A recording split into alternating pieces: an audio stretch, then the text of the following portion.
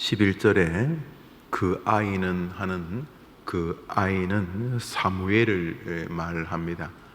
사무엘은 여호와를 섬겼다. 제사장 엘리 앞에서 여호와를 섬겼다. 한나가 기도로 낳은 사무엘은 한나가 서원한 그대로 젖을 떼고 이제 자기 앞가름을 조금 할 나이가 되자 성전에서 수종을 들면서 하나님을 섬기는 일을 이제 하게 되었다, 이런 이야기이고요. 12절에 엘리의 아들들은, 그 시대의 엘리는 제사장이었기 때문에, 제사장은 아버지가 제사장이면 자식들도, 아들들은 제사장이 되었기 때문에 그 아들들은 아버지를 따라서 제사장이었지만은 방금 위에 나오는 여호와를 섬기는 사무엘과는 달리 다른 사람들에게 제사를 가르치고 하나님을 가르쳐야 될 그 엘리의 아들들, 뒤에 보면 이름이 나오는데 홈니와 비느하스, 이 두 아들들은 행실이 나빠 여호와를 알지 못하더라, 이렇게 되어져 있습니다. 세상에서 제일 말하기 어려운 것이 자녀 혹은 자식 자랑이라고 합니다. 왜냐하면 남의 자식에 대해서는 공나라, 판나라 이렇게 말할 수도 있고, 일명 보편적인 상식을 가지고 옳으냐 그르냐, 바르다, 행실이 바르지 않다, 착하다, 착하지 않다, 됨됨이가 좋다, 아주 되먹지 못한 놈이다, 다른 사람의 자녀에 대해서는 일명 객관적이라 이렇게 말할 수도 있고, 우리가 달다, 짜다, 시다, 쓰다 나름대로의 의견을 가지고 자신의 의견을 표출할 수 있지만은 자기 자녀에 대해서는 상식도 때로는 논리도 통하지를 않게 되죠. 그래서 자식 자랑하는 거 아니다, 이런 말을 많이 하는 것은 남의 자식에 대해서는 그러냐 그러지 않느냐, 기준에 도달했느냐 기준에 합당하지 못하냐, 그놈이 인간이 된 놈이냐 안 된 놈이냐, 남의 자식에 대해서는 별의별 말까지 다 할 수 있지만은 자기 자식에 대해서만큼은 상식도 논리도 그 어떤 것도 대입하기 어려운 것은 그것이 나의 자식이기 때문이고, 나의 자식에게는 남들에게 대입하는 기준을 결코 대입할 수 없기 때문입니다. 다시 말해, 아이고 남의 자식 되먹지 못한 놈이면 그 다음부터 상종 안 하면 되는 거죠.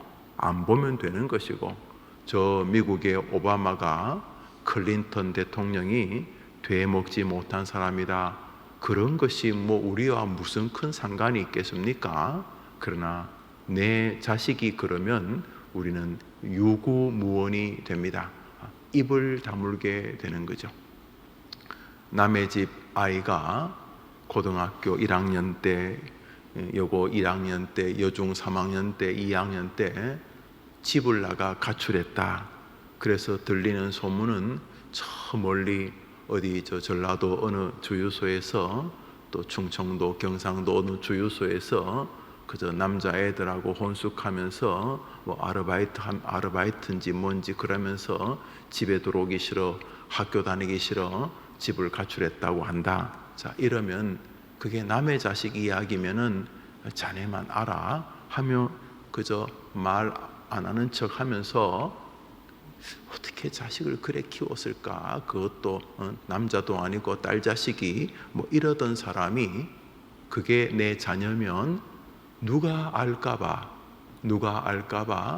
히히하고 조심조심 하지요. 왜 그렇습니까? 그것이 남의 이야기가 아니기 때문입니다. 오늘 엘리라고 하는 사람은 두 가지 모습으로 서 있습니다. 하나는 하나님께서 개입하신 사람 사무엘, 이미 날 때부터 보통 사람하고 구별된 말 그대로 하나님이 예비한 사람이고, 이제 곧 뒤에 나옵니다만 하나님하고 대화하는 아이입니다. 그러니까 다 제 소견에 옳은 대로 신앙생활 할 때에 하나님이 한 아이를 이 땅에 보내신 것이죠. 당신의 대화 파트너로 삼으려고. 그래서 사무엘을 통해 이스라엘을 세우죠. 사실 이스라엘의 나라 이름은 사울이나 다윗에게서 드러나지만은 이스라엘의 건국의 아버지는 사실은 사무엘이죠. 사무엘. 자, 그 사무엘을 준비할 때에 누구 밑에서 준비시켰냐 하면 엘리 밑에서 준비시켰습니다. 그나마 가장 이스라엘에서 마지막 남은 신앙인 중에 한 명이 엘리였기 때문입니다. 그래서 엘리 밑에서 신앙 교육을 받습니다. 꽤 잘 받았습니다. 엘리가 그저 마무리가 좀 어색하기는 해도 그래도 훌륭한 인물이었습니다. 우리나라에도 그런 지도자들 많습니다. 끝은 좀 어색하지만 꽤 나름대로 훌륭한 지도력을 발휘한 사람들, 가령 이승만 대통령 같은 분들, 아무리 폄하하고 그의 백년이 어떻다고 그렇게 해도 제가 공부를 해본 바에 의하면 굉장히 탁월한 지도자였다. 아주 우리 민족이 복을 받은 민족이었다. 그런 걸출한 지도자가 있었기 때문에. 그러나 걸출했다고 해서 완전하다는 뜻은 가질 수 없겠죠. 부정선거 시비와 엇갈리고 결국은 너무 오랫동안 남들도 하고 싶은 자리에 오래 있는 것 좀 위험하죠. 그렇든 간에 그래서 끝이 좀 많이 망가지고 한국 땅도 아닌 저 멀리 하와이에서 쫓김 비슷한 망명으로 생이 끝나는 것은 평생 독립운동을 하고 탁월한 외교력으로 정말 세계에서 제일 가난했던 이 코리아라는 나라를 참 미국과 함께 이렇게 또 서방과 함께 민주주의 국가로 일어설 수 있는 번영의 기틀을 삼은 것은 정말로 탁월한 일이었다. 저는 그래 생각을 하죠. 그러나 그 끝이 조금 서글프다 이렇게 보는 것은 또한 사실일 수 있습니다. 엘리가 그런 인물이었습니다. 한때 하나님의 귀한 동력자였지만은 세월이 흐르면서 조금씩 무너지기 시작했는데, 엘리에게 가장 치명적인 어려움은 바로 자녀들이었습니다.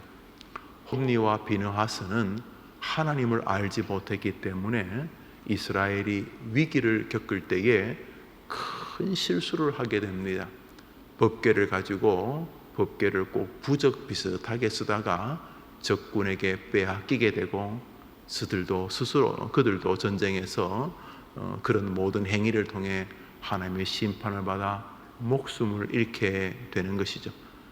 두 아들의 죽음은 엘리의 죽음으로 이어지면서 가문이 다 풍비박산이 나는 이런 일이 이제 벌어지게 되죠. 그러나 그럼에도 불구하고 엘리는 여전히 하나님의 제사장으로 이스라엘의 많은 일들을 지도하고 있었습니다. 그러니 11절과 12절에 얼마나 딜레마가 형성이 됩니까? 하나님의 사람 사무엘이 엘리 앞에서 여호와를 섬기지만 정작 엘리는 자기의 자녀들에게 신앙을 전수시키기 어려운 지경에 있었다, 이렇게 볼 수 있습니다. 이것이 꼭 엘리의 잘못이다 이렇게 말하기는 어렵습니다. 엘리의 실수다 이렇게 말하기는 어렵습니다.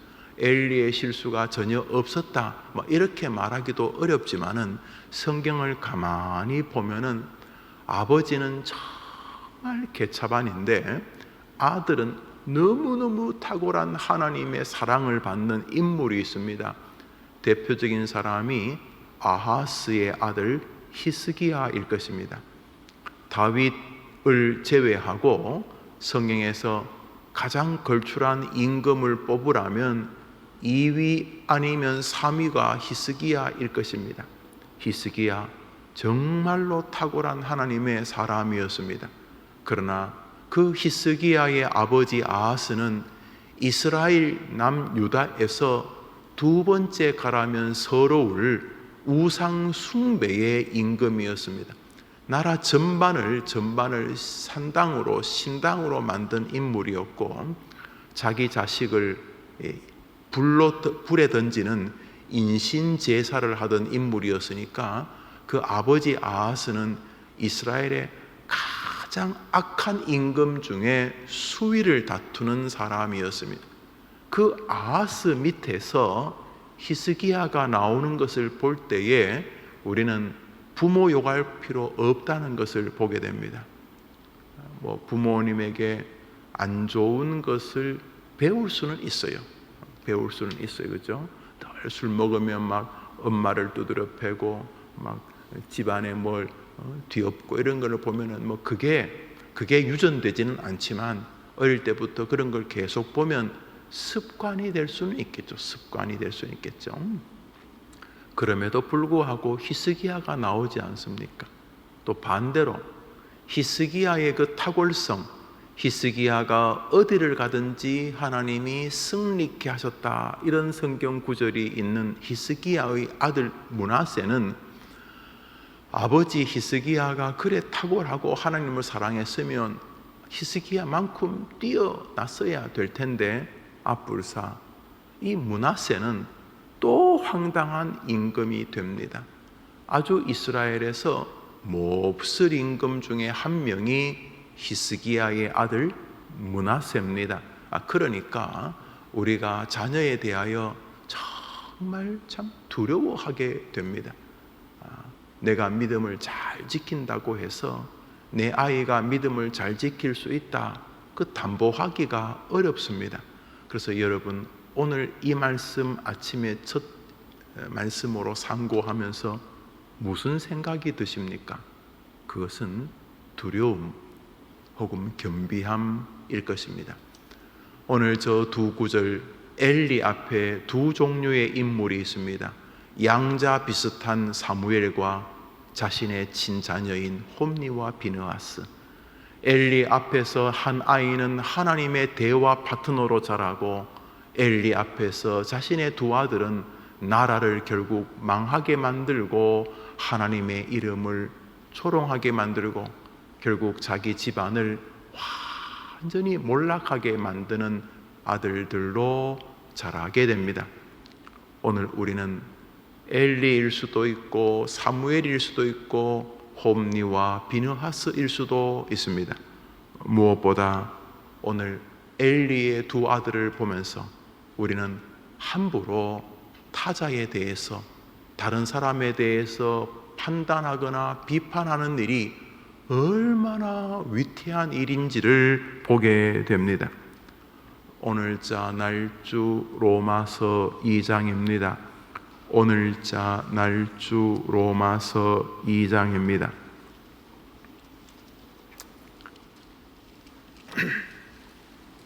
오늘자 날주 로마서 2장입니다.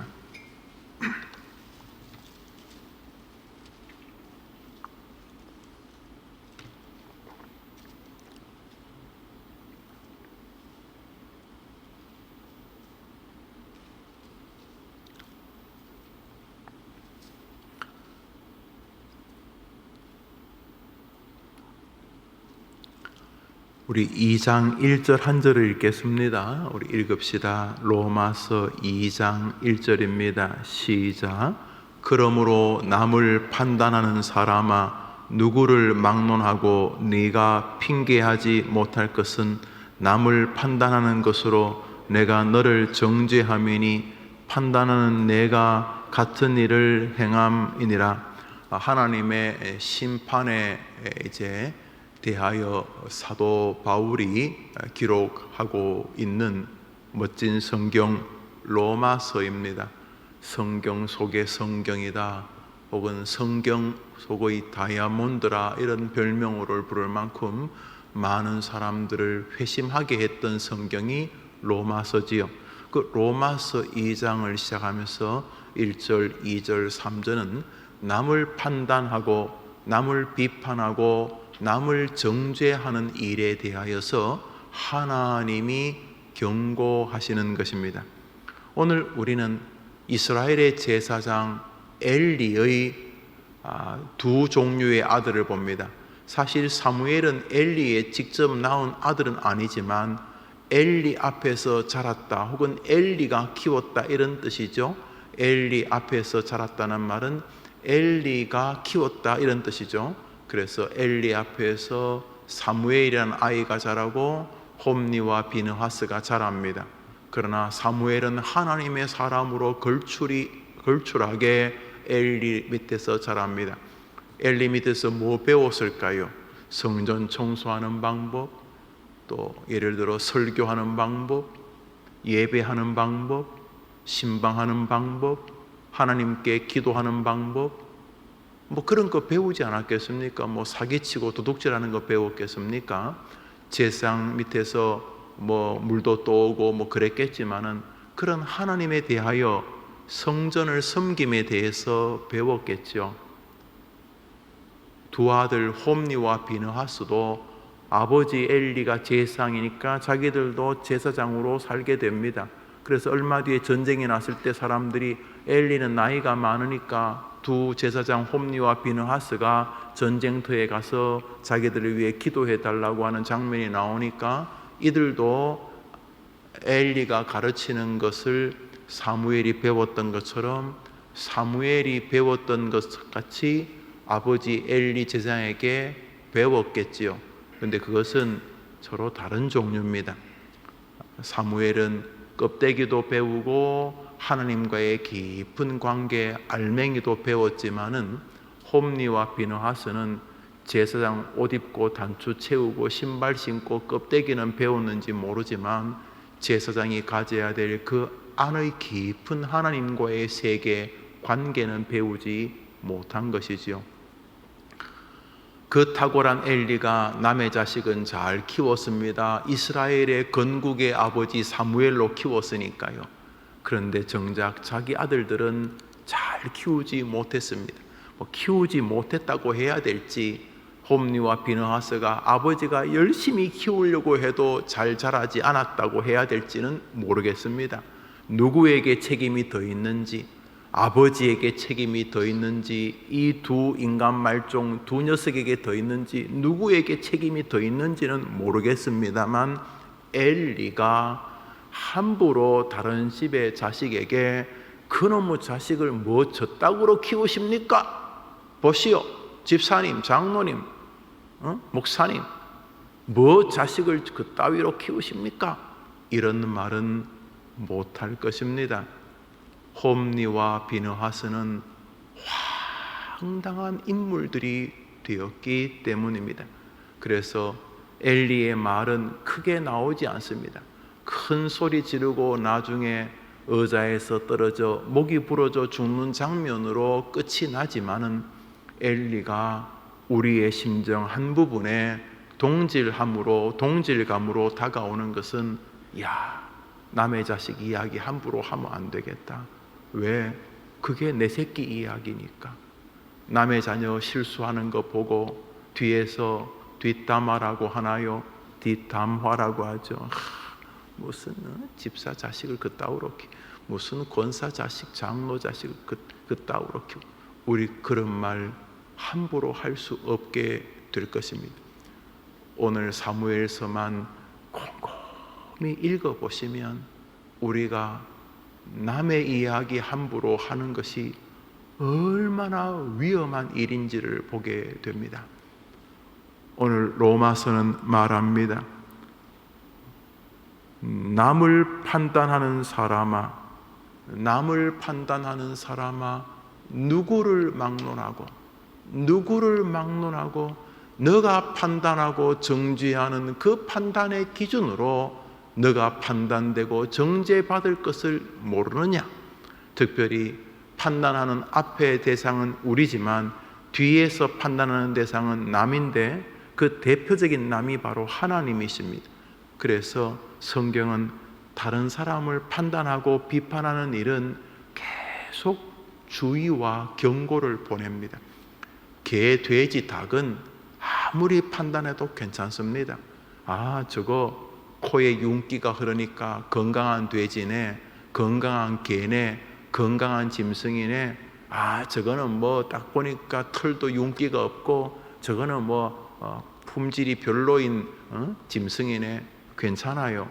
짐승에 대해서는 여러분이 뭘 어떻게 판단하셔도 괜찮습니다. 성경은 그것을 뭐 죄라고 하지 않습니다. 가끔 밍크를 보호하자 그래서 뭐 유명 연예인, 특히 여성분들이 뭐 빨가벗고 뭐 밍크 가죽 밍크 아시죠, 여러분? 쥐새끼 큰 것처럼 생긴 거 밍크 말입니다. 밍크를 보호하자 그러면서 막 여자분들, 특히 아가씨들이 막 훌렁훌렁 벗고 막 맨몸으로 막 밍크 보호하자고 시위하는데, 저는 그런 시위들은 뭐 굳이 뭐 안 막아도 안 되겠나 그런 생각을 해요. 밍크 코트를 입지 말자 뭐 그런 건지 모르겠습니다. 뭐 밍크를 일부러 죽일 필요 없지만은 밍크가 지구상에서 한 마리도 없다고 뭐 환경 어쩔지 모르지만, 글쎄요, 뭐 일부러 막 밍크를 죽일 필요는 없겠지만 밍크 지구상에 있는 거 다 죽는 것보다 사람 한 명은 비판하는 것이 훨씬 더 큰 죄라고 성경은 말합니다. 그러니까 뭐 저놈의 개가 저놈의 소가 괜찮습니다. 그러나 사람에 대해서 외모, 그의 태도, 그의 가문, 그의 신체적 한계, 또 그의 연약함, 이런 것을 가지고 사람을 판단하거나 사람을 비판하는 일은 할 수만 있으면 뒤로 미루셔야 합니다. 왜냐하면 거기 대가를 하나님께서 물으시기 때문입니다. 오늘 엘리의 두 아들을 보면서, 그리고 하나님이 엘리에게 사무엘을 맡기는 것을 보면서 우리는 다른 사람을 함부로 판단하는 일, 얼마나 주의해야 하는지를 보게 됩니다. 여러분, 엘리가 정상적인 사람이라면 남의 자식 다닐 수 있었겠습니까? 함부로 못했을 것입니다. 자기 자식들이 개차반인데 어떻게 남의 자식에게 콩나라 팥나라 그러겠습니까? 우리는 조금 더 자기 자신을 보게 됩니다. 내가 내 자녀 하나 제대로 못 키우고 내 행실 하나 제대로 못하는 사람이 무슨 남이 잘하냐 못하냐 판단할 자리에 있겠는가? 오늘 성경은 우리에게 사람을 대하는 기본적인 태도를 돌아보게 하십니다. 그래서 성경은 사람을 판단하는 일을 하나님께 많이 맡기라고 말합니다. 사랑하는 여러분, 굉장히 많은 인간관계가 사람 판단에서 벌어지게 됩니다. 오늘 성경은 남을 판단하거나 남을 비판하는 일에 두려움을 우리에게 가지기를 원하시는 모습을 보게 됩니다. 오늘자 날주 시편 15편입니다. 오늘자 날주 시편 15편입니다. 오늘자 날주 시편 15편입니다.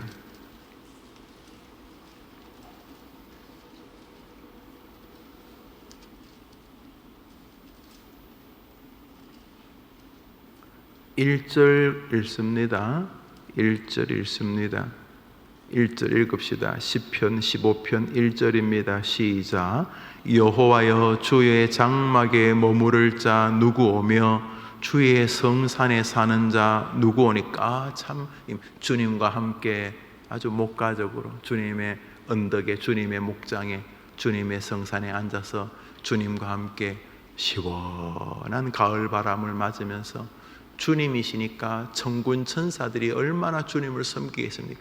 주님과 함께 한 테이블에서 영생 복락을 누릴 자가 누구냐 이런 뜻이죠. 주님의 은혜를 입을 자가 누구냐 하는 그런 표현이죠.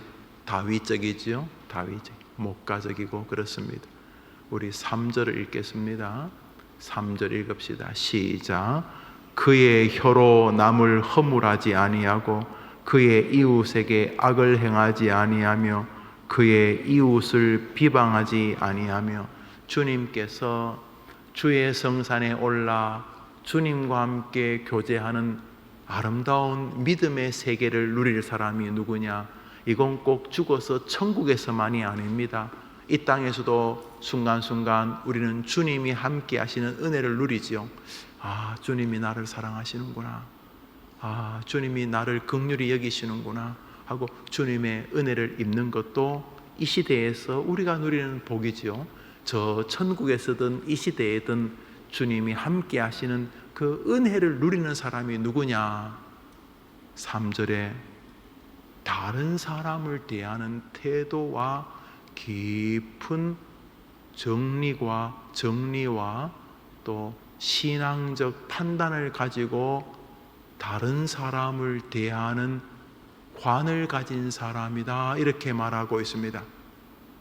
여러분, 성경은 다른 사람에 대한 판단에 대해서 우리에게 굉장히 무섭게 강조하고 있습니다.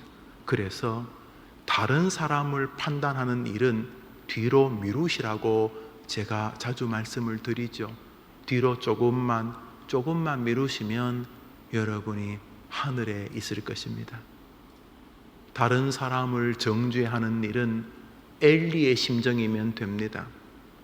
야, 나는 뭐 좀 있어 보입니다. 사람들이 아이고 제사장님 그러지만 정작 내 아이들은 아닙니다. 엘리가 정상적인 사람이라면 그는 하나님의 은혜를 입으면서도 늘 두려워했고 조심했을 것입니다. 왜요? 남자식 뭐 평가할 수준입니까 내가? 오늘 로마서가 남을 판단하고 정죄하는 일을 하나님이 같이 정죄하면서 갚겠다고 하니 우리가 어리석은 사람이 아닐진데 뭐 하려고 하나님의 노를 격동시키겠습니까? 개, 돼지, 닭은 마음껏 여러분이 판단하십시오. 저는 쥐새끼 같은 놈, 쥐보고 그러셔도 됩니다. 욕하셔도 짐승한테 일부러 짐승한테 욕할 필요 있겠습니까? 괜찮다는 말이에요.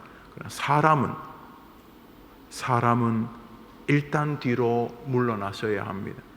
사람을 함부로 정죄하고 판단하는 일은 굉장히 위험한 일입니다.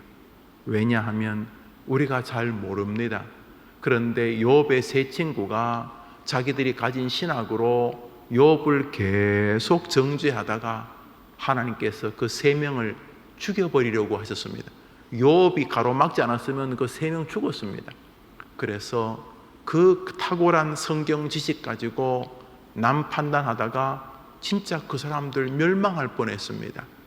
사랑하는 여러분, 오늘 이제 여러분이 다른 사람을 정죄하는 에너지를 여러분 자신에게로 돌리시면 어떻겠습니까? 오늘 하루 다른 사람에게는 좋은 거 많이 보시고, 우선 가족들, 아이들, 못하는 것도 많지만 잘하는 거 가만히 보면 많을 겁니다. 우선 그 녀석이 내 아이로 태어나 준 것도 고맙고 돌아보면 그 아이 때문에 우리 충분히 행복하지 않습니까? 어릴 때 아장아장 기어다닐 때, 그저 방긋 웃을 때, 내 젖을 물고 나를 바라볼 때 행복하지 않습니까? 그 아이들은 그때 이미 효도 다 했는지도 모릅니다. 가방 둘러매고 인사하고 학교 갈 때 얼마나 행복했습니까? 여러분, 오늘 네가 내 아이였어 고맙다. 내가 너를 하나님이 나를 통해 이 땅에 보내서 너무 감사하다. 또 그 아이도 잘하는 것일 테니까 아이뿐만 아니라 동료, 이웃, 친척, 교인들 서로 만날 때 그저 고맙다. 우리 소망한다라면 그저 고맙다는 말을 서로 하고, 소망한다라면 연로하신 어머님에게 전화해서 사랑한다고 말하고, 우리 그렇게 훈련하는데 그러면서 놀라운 은혜들이 서로 일어나는데, 오늘 정죄하시려면 거의 유일한 사람은 바로 여러분 자신입니다. 오늘 남을 판단할 모든 기준을 가지고 여러분 자신을 판단하면, 아이고 하나님 저를 좀 도와주세요, 아이고 하나님 죄송합니다, 이런 여러분의 연약함을 보면서 하나님의 은혜를 누릴 것입니다. 그러나 반대로 여러분에 대해서는 무한 긍정적이고 자기 자신에 대해서는 한없이 참 포용적이고 남에 대해서는 현미경같이 판단하는 것은 죄송하지만 훌륭한 또 뛰어난 인생이라고 볼 수는 없습니다. 다 떠나서 오늘 우리는 남을 판단하는 일이 얼마나 교만할 수 있고 얼마나 위험할 수 있는지를 보게 됩니다. 다른 사람을 판단하는 일은 하나님께 맡기시죠.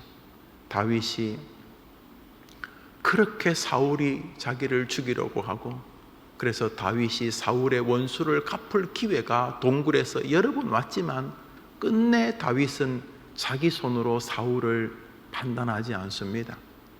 좀 이상하긴 한데, 저 사람이 조금 이상하긴 한데 잘 모르겠다, 왜 내 인생 앞에 저런 사람이 있는지. 끝내 다윗은 자기가 판단하지 않습니다. 누구에게? 하나님께 그것을 맡기지 않습니까? 오늘 우리가 칼은 아니어도 이미 말 안에 칼이 있습니다. 그래서 내 마음의 비수를 가지고 남을 판단하고 자르고 재단하지 말고 그 힘은 자기 자신에게 돌려서 자기를 자꾸 재단하고 자신을 돌아보는 건 귀하지만은 오늘 하루 살면서 다른 사람을 판단하고 비판하는 일들을 조금 제어하고 다른 사람들을 보면서 도리어 하나님을 경배하고 찬양하고 다른 사람의 부족함을 보면서 자기를 돌아보는, 그리고 다른 사람에게는 격려하고 위로하고 그 사람의 연약함을 능히 바꿀 수 있는 하나님을, 예수님을 소개하는 그런 성도의 하루가 되어서 최소한 남을 판단하는 너야, 너가 판단하는 그 비판으로 내가 너를 비판하겠다 하시는 주님의 음성을 듣는 일이 없는 은혜의 하루, 사람을 소중히 여기는 하루, 여러분이 주인공 되기를 주님의 이름으로 축복합니다. 우리 주님 가르친 기도로 예배를 마치고 우리 하루를 출발하겠습니다. 상담하실 분은 제 방으로 잠시 오시기를 바랍니다. 하늘에 계신 우리 아버지여, 이름이 거룩히 여김을 받으시오며 나라의 임하옵시며 뜻이 하늘에서 이룬 것 같이 땅에서도 이루어지이다. 오늘날 우리에게 일용할 양식을 주옵시고 우리가 우리에게 죄 지은 자를 사하여 준 것 같이 우리 죄를 사하여 주옵시고 우리를 시험에 들게 하지 마옵시고 다만 악에서 구하옵소서. 대개 나라와 권세와 영광이 아버지께 영원히 있사옵나이다. 아멘. 기도합시다.